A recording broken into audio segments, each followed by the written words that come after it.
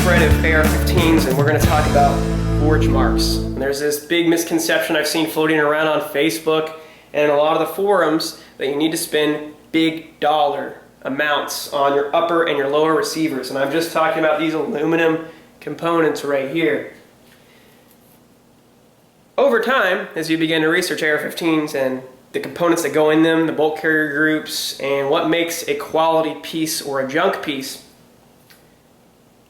you'll be pleasantly surprised. And that's sort of the purposes of this video today. So, moving right along here, I've got an Anderson manufacturing AR-15 up top. I've got this lower and upper here, who I will not disclose who they're from yet. Same with this build right here, and then I've got another build off camera.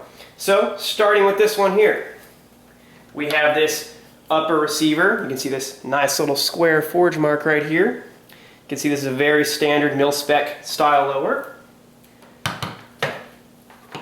Same with this one. You'll notice it has the same exact forge mark.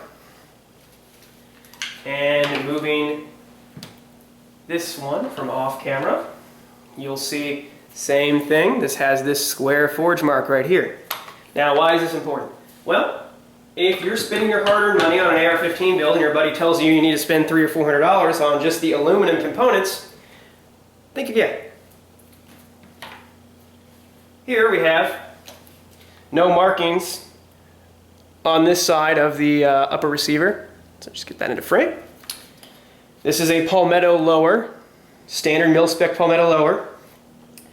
And instead of spending a ton of money on the upper receiver component, this is from Daytona Tactical, I put more money into my bolt carrier group and my nickel boron hammer.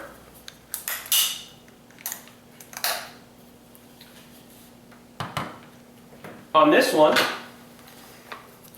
I've got a charging handle and a bolt carrier group on the way. I used a Spikes Tactical mil-spec parts kit for the lower components.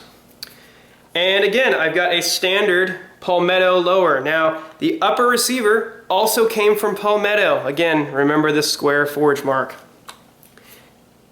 Of course, this comes with the Midwest Industries rail. If you haven't jumped on the Palmetto bandwagon, you're very much behind the times.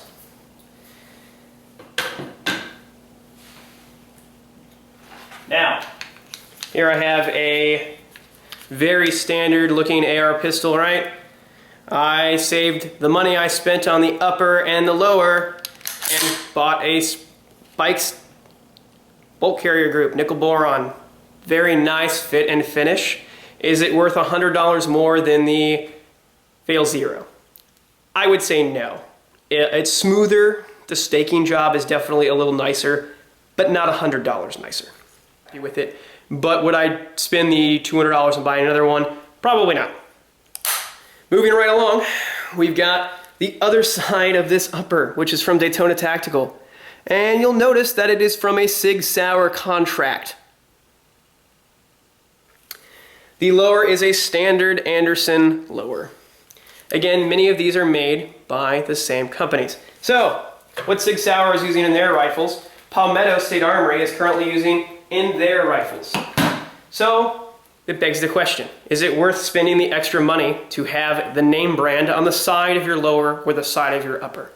If you want to spend your money there, more power to you. If you really got to have that name brand, more power to you.